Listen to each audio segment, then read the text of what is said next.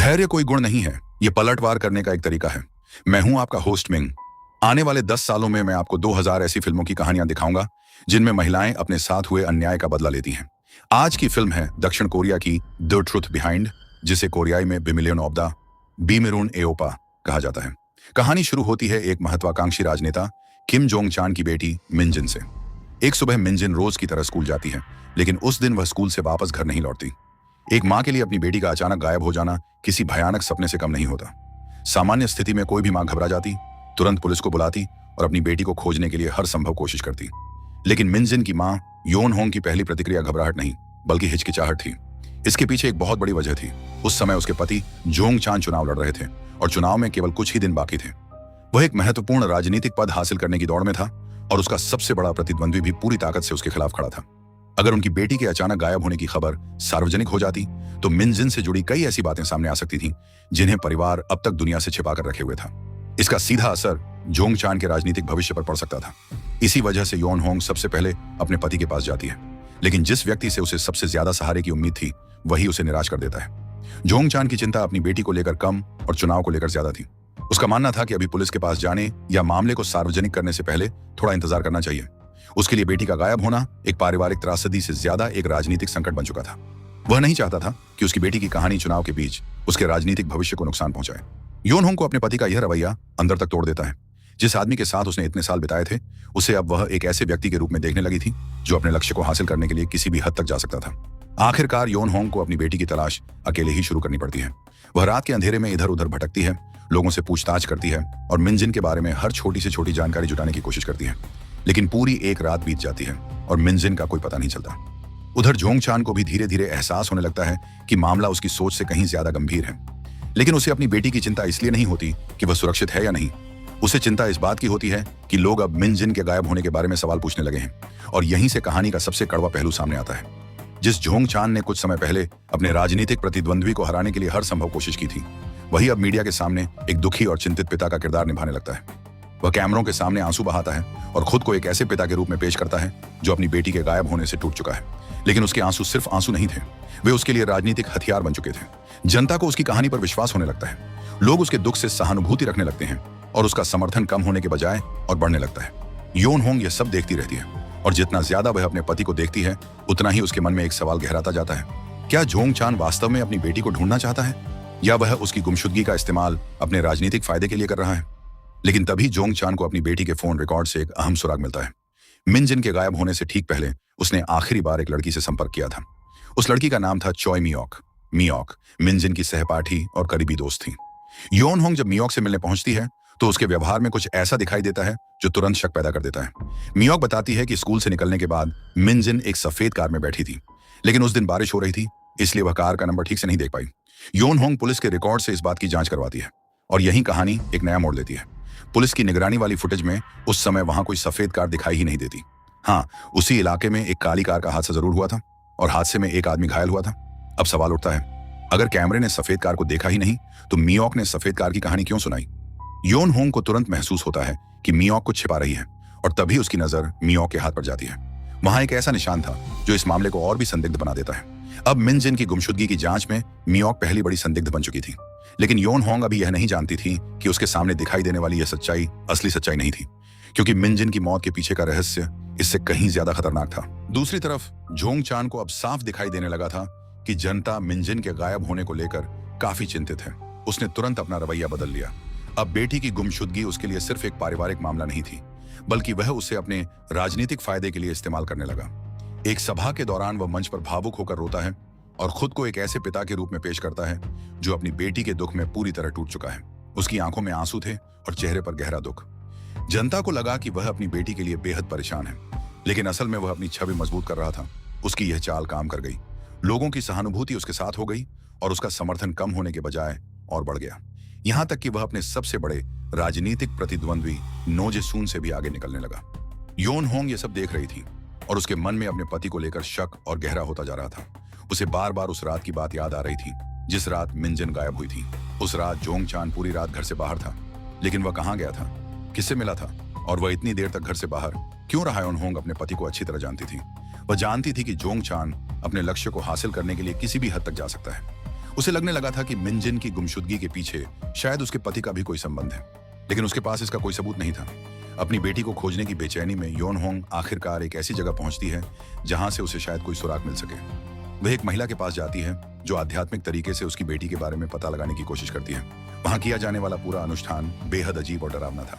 मिनजिन से जुड़ी चीजों और उसके शरीर पर मौजूद एक पहचान के आधार पर वह उसकी मौजूदगी का पता लगाने की कोशिश करती है। यह दृश्य सिर्फ अंधविश्वास दिखाने के लिए नहीं था, इसके पीछे एक गहरी मजबूरी थी। जब पुलिस, राजनीति और समाज किसी से भी उसे अपनी बेटी के बारे में कोई जवाब नहीं मिल रहा था, तब एक मां आखिरकार उन रास्तों की तरफ जाने लगती है जिन्हें सामान्य परिस्थितियों में शायद वह कभी स्वीकार नहीं करती। यह योन होंग की बेबसी की चरम सीमा थी। उधर दूसरी तरफ मियोक पुराने टूटे हुए फोन को खोलने की कोशिश कर रही थी। काफी कोशिशों के बाद आखिरकार वह फोन का पासवर्ड खोलने में सफल हो जाती है, और जैसे ही फोन खुलता है, कहानी का एक और छिपा हुआ दरवाजा खुल जाता है। उसी समय योन होंग को अचानक अपनी बेटी की मौजूदगी का एक अजीब सा एहसास होता है। उसे ऐसा महसूस होता है जैसे मिनजिन उसे किसी जगह से पुकार रही हो। योन होंग पुलिस को उस जगह के बारे में बताती है जिसका एहसास उसे हुआ था। पुलिस वहां पहुंचती है और जमीन की खुदाई शुरू करती है। कुछ देर बाद मिट्टी के अंदर से एक शव बरामद होता है। शव को प्लास्टिक में कसकर लपेटा गया था। वह मिनजिन थी। उसके शरीर पर चोटों के निशान थे और उसकी आंखें खुली हुई थीं। ऐसा लग रहा था जैसे उसकी खुली आंखें किसी से सवाल कर रही हों। उधर उसी समय मियोक के हाथ में वह फोन खुल चुका था। फोन की स्क्रीन पर मिनजिन की मौत से जुड़ी तस्वीर दिखाई देती है। तस्वीर देखते ही मियोक के चेहरे पर एक बेहद रहस्यमय मुस्कान आ जाती है। ये मुस्कान देखकर ऐसा लगता है जैसे वह सिर्फ एक गवाह नहीं है, उसके अंदर कुछ और चल रहा है। क्या वह बदला लेने से संतुष्ट थी? क्या उसने पहले से सब कुछ योजना बनाकर रखा था, या फिर इस पूरी कहानी के पीछे कोई ऐसा राज था जिसके बारे में अभी किसी को कुछ पता नहीं था? अब तक जिस लड़की पर सिर्फ शक किया जा रहा था, वह अचानक इस मामले की सबसे रहस्यमयी कड़ी बन चुकी थी। मिनजिन के अंतिम संस्कार में जोंग चान फूट फूट कर रोता है। वह ऐसा व्यवहार करता है जैसे उसकी दुनिया उजड़ गई हो, लेकिन उसकी बेटी की मौत ने उसकी राजनीतिक स्थिति को और मजबूत कर दिया। जनता की सहानुभूति पूरी तरह उसके साथ चली गई और आखिरकार वह चुनाव जीत जाता है। योन होंग अपने पति को देखती रहती है, लेकिन अब उसकी आंखों में दुख के साथ साथ एक ठंडा शक भी था। वह समझ चुकी थी कि यह अंतिम संस्कार सिर्फ उसकी बेटी को विदाई देने की जगह नहीं है, यह उसके पति के राजनीतिक करियर के लिए भी एक बड़ा फायदा बन चुका था। अंतिम संस्कार खत्म होने के बाद योन होंग अपने पति से तलाक लेने का फैसला करती है। उसके पास कोई ठोस सबूत नहीं था, लेकिन एक मां और पत्नी के रूप में उसकी अंतरात्मा उसे लगातार यही बता रही थी कि मिनजिन की मौत में जोंग चान का कोई ना कोई हाथ जरूर है। इसी बीच पुलिस को एक नया सुराग मिलता है। एक बुजुर्ग महिला ने बताया कि उसने एक लड़की को पूरे शरीर पर खून से लथपथ हालत में भागते हुए देखा था। दुर्भाग्य से वह महिला आंखों से देख नहीं सकती थी, इसलिए वह लड़की का चेहरा नहीं पहचान पाई, लेकिन उसे एक बात याद थी, उस लड़की के बाल छोटे थे। योन होंग के दिमाग में तुरंत एक नाम आता है, मियोक, क्योंकि मियोक के भी छोटे बाल थे। अब पुलिस का शक एक बार फिर उसी पर जा टिकता है। पुलिस ने मियोक के जूतों की जांच की। जांच में उन जूतों पर मिनजिन का खून पाया गया। अब पुलिस के पास उसके खिलाफ एक मजबूत सबूत था, लेकिन मियोक बिल्कुल घबराई नहीं। उसने बेहद शांत होकर बताया कि यह खून उस घटना का नहीं है। उसके मुताबिक करीब 1 महीने पहले मिनजिन के घुटने पर चोट लगी थी और उसी दौरान उसका खून मियोक के जूतों पर लग गया था। फॉरेंसिक जांच ने भी उसकी बात की पुष्टि कर दी, लेकिन पुलिस यही नहीं रुकी। उन्होंने मियोक का लाइट डिटेक्टर टेस्ट करवाया। उससे सीधा सवाल पूछा गया, क्या तुमने मिनजिन की हत्या की है? मियोक ने बिना घबराए जवाब दिया। टेस्ट में भी उसके जवाब झूठे नहीं पाए गए। उसकी मानसिक मजबूती देखकर पुलिस भी हैरान थी। योन होंग के लिए यह मामला और उलझता जा रहा था। अगर मियोक हत्यारी नहीं थी, तो फिर मिनजिन की मौत के पीछे कौन था? योन होंग ने अपनी जांच का रुख मिनजिन के स्कूल की तरफ कर दिया। उसे शक था कि शायद स्कूल में ही कोई ऐसा व्यक्ति है जो उसकी बेटी के बारे में उससे ज्यादा जानता है। जांच करते करते उसकी नजर मिनजिन की क्लास की महिला शिक्षिका पर जाती है। योन होंग को पता चलता है कि शिक्षिका और मिनजिन के बीच सामान्य शिक्षक छात्र संबंध नहीं थे। योन होंग को शिक्षिका के ईमेल रिकॉर्ड में हजारों संदेश मिलते हैं। वह दिन रात उन संदेशों को खंगालती रहती है। आखिरकार उसे एक महत्वपूर्ण सुराग मिल जाता है। उसे पता चलता है कि परीक्षा से पहले शिक्षिका ने मिनजिन को परीक्षा के सवालों से जुड़ी जानकारी दी थी, लेकिन सवाल यह था कि एक शिक्षक अपनी छात्रा के लिए इतना बड़ा जोखिम क्यों उठाएगा। योन होंग सीधे शिक्षिका से जवाब मांगती है, लेकिन शिक्षिका कुछ भी स्वीकार करने के बजाय उसे एक वीडियो दिखाती है। वीडियो में मिनजिन और मियोक मंच पर गाना गा रही थी। वहां मौजूद कुछ छात्र जानबूझकर उन पर आटा फेंक रहे थे और उनका मजाक उड़ा रहे थे। वीडियो से साफ था कि मिनजिन को स्कूल में काफी परेशान किया जाता था। शिक्षिका का कहना था कि उसे मिनजिन पर दया आती थी। वह चाहती थी कि मिनजिन का आत्मविश्वास वापस आए और वह पढ़ाई में बेहतर करे, इसीलिए उसने उसकी मदद की थी। लेकिन योन होंग को यह कहानी पूरी तरह सच नहीं लगी। एक शिक्षक की मदद इतनी गहरी कैसे हो सकती है कि वह अपनी नौकरी और भविष्य खतरे में डालकर छात्रा को परीक्षा के सवाल तक दे दे? इस सब के पीछे निश्चित रूप से कोई और राज था, लेकिन शिक्षिका उससे ज्यादा कुछ बताने के लिए तैयार नहीं थी। योन होंग के हाथ फिर खाली रह जाते हैं। उधर मियोक घर लौटकर उस टूटे हुए फोन को दोबारा खोलती है। जैसे ही फोन खुलता है, स्क्रीन पर एक नया संदेश दिखाई देता है। संदेश पढ़ते ही मियोक का चेहरा बदल जाता है। वह तुरंत अपनी साइकिल उठाती है और बिना समय गंवाए घर से निकल जाती है। वह अंधेरी सड़क पर लगभग आधे घंटे तक साइकिल चलाती है। आखिरकार वह एक सुनसान जगह पर बने एक घर के पास पहुंचती है। वहां पहुंचकर वह साइकिल छोड़ देती है। फिर वह एक काली कार लेकर सड़क पर निकल जाती है। कार का अगला हिस्सा बुरी तरह क्षतिग्रस्त था। ऐसा लग रहा था जैसे वह किसी जोरदार टक्कर में शामिल हुई हो। कार के अंदर एक खून से सना हुआ स्कूल बैग भी पड़ा था। मियोक कार को लेकर कुछ देर इधर उधर जाती है और फिर उसे एक ऐसी जगह छिपा देती है जहां किसी की नजर आसानी से न पड़े। इसके बाद वह वापस अपने घर चली जाती है। अब एक बात लगभग साफ हो चुकी थी। जिस रात मिनजिन गायब हुई थी, उसी रात इलाके में एक कार दुर्घटना हुई थी। पुलिस पहले ही कह चुकी थी कि उस दुर्घटना का मिनजिन की गुमशुदगी से कोई संबंध नहीं है, लेकिन योन होंग को इस बात पर भरोसा नहीं था। उसे लग रहा था कि दोनों घटनाएं किसी न किसी तरह आपस में जुड़ी हुई हैं। वह खुद उस जगह पहुंचती है जहां दुर्घटना हुई थी। वह अकेली वहां सुराग तलाश रही थी, लेकिन उसे अंदाजा नहीं था कि वहां कोई पहले से उसका इंतजार कर रहा है। अचानक पीछे से एक काले कपड़ों में मौजूद आदमी उस पर हमला कर देता है। वह योन होंग को जमीन पर दबोच लेता है। इसके बाद वह उसके शरीर को टटोलकर उसकी पसलियों में से एक खास जगह तलाशने लगता है। योन होंग दर्द से तड़प उठती है। हमलावर उसे चेतावनी देता है कि अगर उसने हिलने की कोशिश की तो अंजाम और भी भयानक होगा। योन होंग को समझ नहीं आता कि यह आदमी कौन है और आखिर वह उसे क्यों मारना चाहता है। तभी अचानक एक दूसरा व्यक्ति वहां पहुंचता है। वह हमलावर से भिड़ जाता है और योन होंग को बचा लेता है। बाद में पुलिस जांच में पता चलता है कि हमला करने वाला व्यक्ति जोंग छान के राजनीतिक प्रतिद्वंद्वी नो जे-सून का कट्टर समर्थक था। लेकिन योन होंग को बचाने वाला व्यक्ति कोई अजनबी नहीं था। वह जोंग छान का बॉडीगार्ड था, जिसे जोंग छान ने गुप्त रूप से अपनी पत्नी की सुरक्षा के लिए भेजा था। इस घटना से अचानक शक की दिशा नो जे-सून की तरफ मुड़ जाती है, लेकिन योन होंग के मन में जोंग छान को लेकर मौजूद शक खत्म नहीं होता। अब इस कहानी में हर व्यक्ति कुछ न कुछ छिपा रहा था और योन होंग को नहीं पता था कि अगला सच उसे उसकी बेटी की जिंदगी के उस हिस्से तक ले जाएगा जिसके बारे में उसने कभी कल्पना भी नहीं की थी। मिनजिन को खोने का दर्द योन होंग के दिल से नहीं जा रहा था। वह बार बार अपनी बेटी की पुरानी वीडियो रिकॉर्डिंग देखती रहती थी। शायद वह किसी ऐसी छोटी सी बात को पकड़ सके जो अब तक उसकी नजर से छूट गई थी। एक दिन वही वीडियो देखते हुए उसकी नजर एक छोटी सी बात पर पड़ी। वीडियो में जब बाकी छात्र मंच पर मिनजिन और मियोक का मजाक उड़ा रहे थे और उन पर चीजें फेंक रहे थे, तब एक मोटी लड़की ऐसी थी जो दूर खड़े होकर दोनों का पूरे मन से हौसला बढ़ा रही थी। योन होंग ने उसी सुराग के आधार पर उस लड़की को खोज निकाला। वह लड़की मिनजिन को अच्छी तरह जानती थी। उसने बताया कि मिनजिन और मियोक एक दूसरे के बेहद करीब थी। उन दोनों की दोस्ती सामान्य दोस्ती से कहीं ज्यादा गहरी थी। योन होंग ने उससे मियोक के बारे में भी पूछा। लड़की ने साफ कहा कि वह मियोक को हथियारी नहीं मानती। उसे पूरा भरोसा था कि मियोक मिनजिन को नुकसान नहीं पहुंचा सकती। लेकिन तभी अचानक उस लड़की की स्कूल यूनिफॉर्म का एक बटन टूट गया। योन होंग की नजर उसके कपड़ों पर पड़ी और वह चौंक गई। उसने उसके ऊपर पहने कपड़े को हटाकर देखा तो अंदर मियोक की स्कूल यूनिफॉर्म थी। अब योन होंग को समझ आया कि पुलिस को मियोक के कपड़ों पर मिनजिन का खून क्यों नहीं मिला था। मियोक ने चुपके से अपनी स्कूल यूनिफॉर्म उस मोटी लड़की के साथ बदल ली थी। इस तरह पुलिस जिस यूनिफॉर्म की जांच कर रही थी वह असल में मियोक की थी ही नहीं। योन होंग को समझ आ गया कि मियोक जानबूझकर खुद को बचाने की कोशिश कर रही थी। वह तुरंत उस जगह की तलाश में निकल पड़ी जिसके बारे में उस लड़की ने बताया था। कुछ समय बाद वह एक गुप्त ठिकाने तक पहुंचती है। यह वह जगह थी जहां मिनजिन और मियोक अक्सर छिपकर समय बिताती थी। दोनों लड़कियों ने इस जगह को अपनी छोटी सी दुनिया बना रखा था और यहीं से योन होंग को अपनी बेटी की जिंदगी का वो सच पता चलता है जिसे उसे सालों तक छिपा कर रखा गया था। मिनजिन एक बड़े राजनीतिक परिवार की बेटी थी। उसके पिता एक महत्वाकांक्षी राजनेता थे। बाहर से देखने पर ऐसा लगता था कि उसकी जिंदगी में किसी चीज की कमी नहीं है, लेकिन स्कूल में उसकी जिंदगी बिल्कुल अलग थी। अपने पिता की राजनीतिक हैसियत और उनके लगातार सुर्खियों में रहने की वजह से मिनजिन बाकी छात्रों के बीच अलग दिखाई देती थी और यही बात उसे दूसरे छात्रों की नजर में निशाना बना देती थी। उसे लगातार बुली किया जाता था। कभी कोई उसकी चीजों को नुकसान पहुंचाता, कभी उसे चोट पहुंचाई जाती और कभी उसे अपमानित किया जाता। लेकिन मिनजिन ने कभी अपने माता पिता से इसकी शिकायत नहीं की। क्यों? क्योंकि वह अपने माता पिता को अच्छी तरह जानती थी। उसके लिए उसके माता पिता को एक ऐसी बेटी चाहिए थी जिस पर उन्हें गर्व हो सके। एक ऐसी बेटी जो पढ़ाई में अच्छी हो, हमेशा सही दिखाई दे और परिवार की प्रतिष्ठा बनाए रखे। मिनजिन को लगता था कि अगर वह अपनी कमजोरी और स्कूल की परेशानियों के बारे में बताएगी तो उसके माता पिता उसे समझने के बजाय उसे और निराशा से देखेंगे। इसलिए उसने सब कुछ अपने अंदर दबा लिया।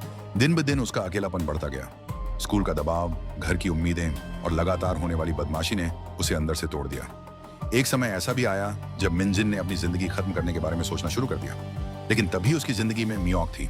मियोक खुद भी अकेली थी। उसका अपना परिवार भी उसे वह प्यार और सहारा नहीं दे पाया था जिसकी उसे जरूरत थी। दोनों लड़कियों ने एक दूसरे के दर्द को समझा। धीरे धीरे उनकी दोस्ती इतनी गहरी हो गई कि वे एक दूसरे के लिए दुनिया में सबसे महत्वपूर्ण इंसान बन गई। संगीत उनकी पनाह बन गया। जब बाकी दुनिया उन्हें समझ नहीं पाती थी तब वे साथ बैठकर गाना गाती थी। उनके लिए वह सिर्फ दोस्ती नहीं रह गई थी। वे दोनों अपने अपने टूटे हुए जीवन में एक दूसरे का सहारा बन चुकी थी। योन होंग जब अपनी बेटी के बारे में यह सब जानती है तो वह पूरी तरह टूट जाती है। उसे एहसास होता है कि उसकी बेटी उसके सामने रहते हुए भी कितनी अकेली थी। वह गुस्से और पछतावे में घर की चीजें तोड़ने लगती है, मानो वह उन सभी निशानों को मिटा देना चाहती हो जो उसकी बेटी के दर्द की याद दिलाते थे। लेकिन तभी एक अलमारी को हटाते समय उसके अंदर से एक काला प्लास्टिक बैग नीचे गिर जाता है। योन होंग उसे खोलती है। अंदर बड़ी रकम में पैसे रखे थे, इतने पैसे कि 2 स्कूली लड़कियों के पास होना बिल्कुल सामान्य नहीं था। योन होंग को तुरंत शक होता है। वह पूरे घर को फिर से ध्यान से खंगालना शुरू करती है और जल्द ही उसे एक और महत्वपूर्ण सुराग मिल जाता है। अब उसे यकीन हो जाता है कि मिनजिन और मियोक के पास छिपाने के लिए बहुत बड़ा राज था। योन होंग को अब यकीन हो चुका था कि उन पैसों का संबंध मिनजिन और मियोक से जरूर है। उसने मियोक को बुलाया और उसके सामने उन पैसों को रख दिया। मियोक से जब बार बार सवाल किए गए तो आखिरकार उसका बचाव टूटने लगा। दबाव बढ़ने पर उसने उस रात की पूरी सच्चाई बतानी शुरू की, लेकिन सच्चाई जितनी सामने आती गई मामला उतना ही खतरनाक होता गया। मिनजिन और मियोक को संयोग से अपनी क्लास टीचर का एक गहरा राज पता चल गया था। टीचर का संबंध मिनजिन के पिता जोंग चान से था।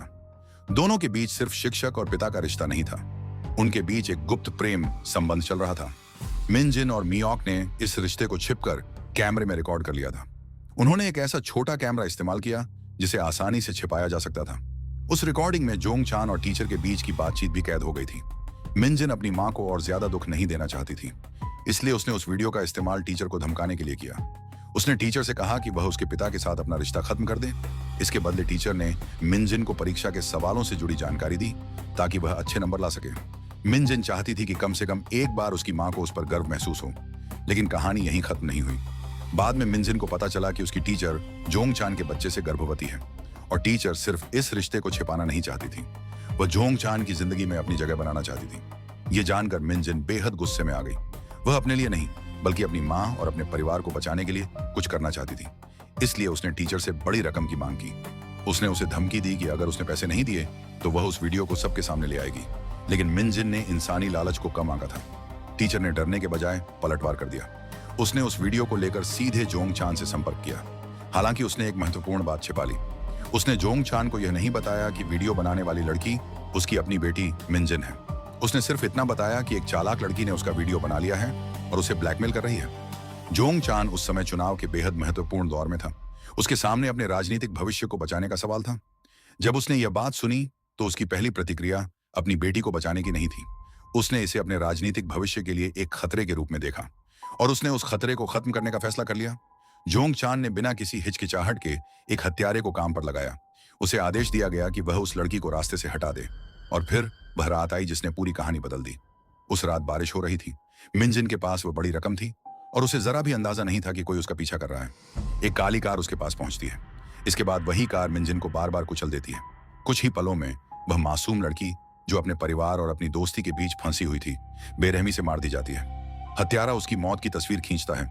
उसका इरादा उस तस्वीर को अपने काम देने वाले व्यक्ति को भेजने का था ताकि यह साबित किया जा सके कि काम पूरा हो चुका है। लेकिन उसे यह नहीं पता था कि कोई और भी वहां मौजूद था। मियोक ने अपनी सबसे करीबी दोस्त को अपनी आंखों के सामने मरते हुए देखा था। उस पल उसके अंदर कुछ टूट गया। जो लड़की कुछ समय पहले तक सिर्फ अपनी दोस्त को बचाने की कोशिश कर रही थी वह उसी क्षण बदले की आग में बदल गई। जब हत्यारे का ध्यान दूसरी तरफ था, मियोक अचानक ड्राइवर की सीट पर पहुंच जाती है।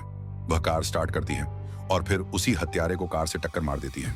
एक बार नहीं, वह उसे बार बार कुचलती है। जिस तरह मिनजिन को मारा गया था उसी तरह वह हत्यारे को भी मौत के घाट उतार देती है। इसके बाद मियोक हत्यारे का मोबाइल फोन उठा लेती है और उसी काली कार में वहां से निकल जाती है। लेकिन मिनजिन का शव वहीं नहीं छोड़ा जाता। मियोक उसे चुपचाप एक पहाड़ी इलाके में दफना देती है। अब कहानी की सारी गुत्थियां एक एक करके समझ आने लगती हैं। यही वजह थी कि मियोक ने पुलिस से झूठ बोला। यही वजह थी कि उसने अपनी स्कूल यूनिफॉर्म दूसरी लड़की के साथ बदल ली। और यही वजह थी कि वह लाई डिटेक्टर टेस्ट में भी इतनी शांत रही। वह सिर्फ खुद को बचाने की कोशिश नहीं कर रही थी, उसके मन में एक बहुत बड़ा बदला लेने का इरादा था। वह पुलिस के पास जाकर मामला खत्म नहीं करना चाहती थी। वह उस व्यक्ति तक पहुंचना चाहती थी जिसने मिनजिन की हत्या का आदेश दिया था। और अब बदले की वह कहानी धीरे धीरे योन होंग तक पहुंचने वाली थी। लेकिन मियोक के पास अब भी उस हत्यारे का फोन था जिसमें सारे सबूत मौजूद थे। उसने पुलिस को फोन नहीं किया।